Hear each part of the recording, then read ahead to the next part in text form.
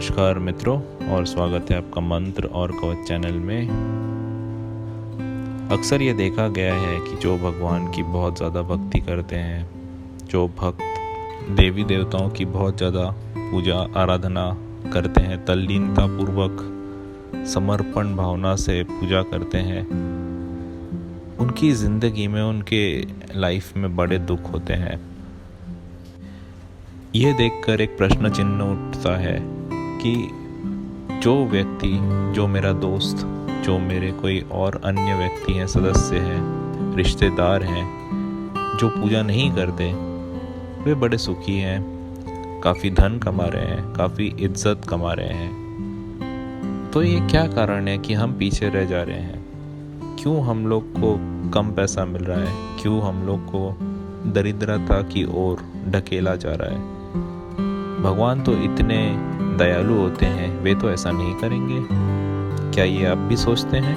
ये ऐसा सब मेरे साथ ही क्यों हो रहा है? ये भी अगर आप सोचते हैं और आप अगर एक भक्त हैं तो इस वीडियो को अंत तक सुनिए, शायद आपको कुछ समाधान मिल जाए। श्रीमद् भागवत महापुराण में भगवान श्री कृष्ण ने कहा है कि जो मेरे भक्त होते हैं, जो मेरी पूजा आराधना करते हैं, मेरे भजन गाते हैं, भक्ति करते हैं, उनको मैं इस जीवन में तर देता हूँ।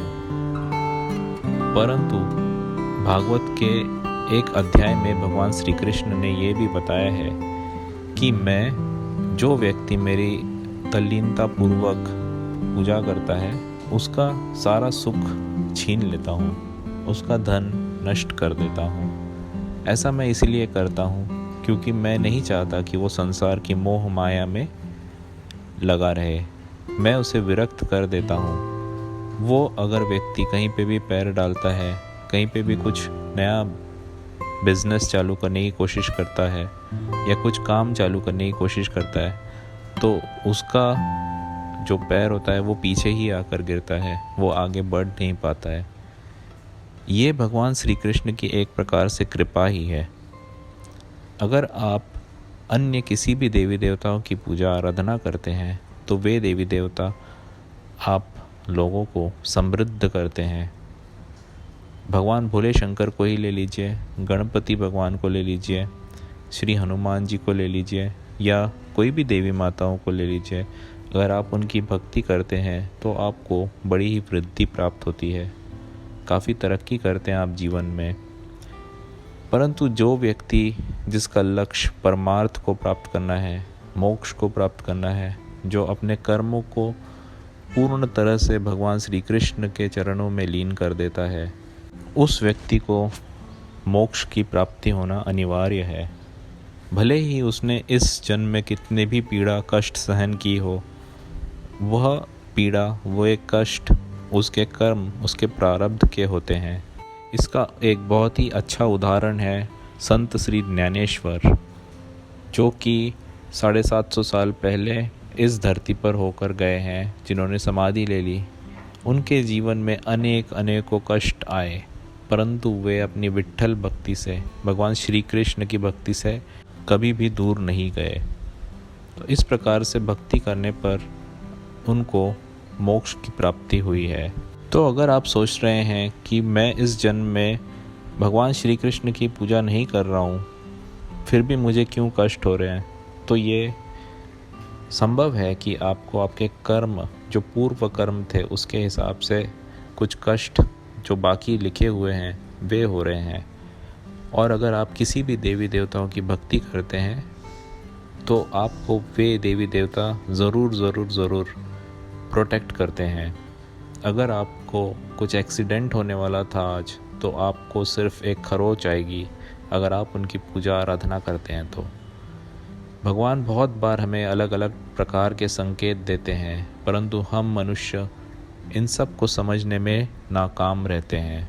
अगर आप वास्तविकता देखें, अगर आप सोचें कि मुझे ये प्रकार के दुख क्यों हो रहे हैं, तो आप पाएंगे कि इसमें कहीं ना कहीं आपके इसी जन्म के किसी कर्म का ये इफ़ेक्ट है।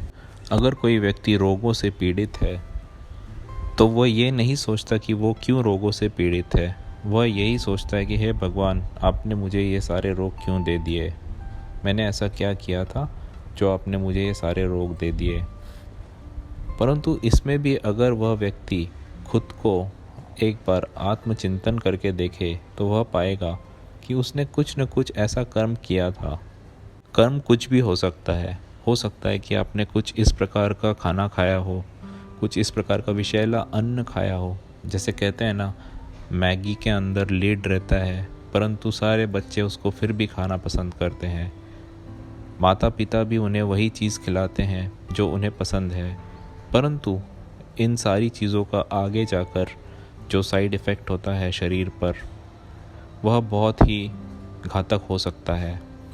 परंतु ये उस समय हमें पता नहीं चलता, पर हम न जाने के बाद में भगवान को दोष देते हैं कि इन्होंने कुछ किया ही नहीं, ये तो कुछ कर ही नहीं रहे हैं, जो गलत बात है। तो आप ये सब सोच सकते हैं कि ये जो भी कष्ट है, जो भी कर्म है, जो भी दुख है, ये आपके इस जन्म के या पूर्व जन्म के कर्मों के हिसाब से ही आपको प्राप्त हो रहे हैं। तो आज से ही आप अच्छे कर्म करें, भगवान का एक कवच ज़रूर पाठ करें, और सारे कवच हमारे इस चैनल पर दिए गए हैं, स्तोत्र इस चैनल पर दिए गए हैं काफ़ी सारे।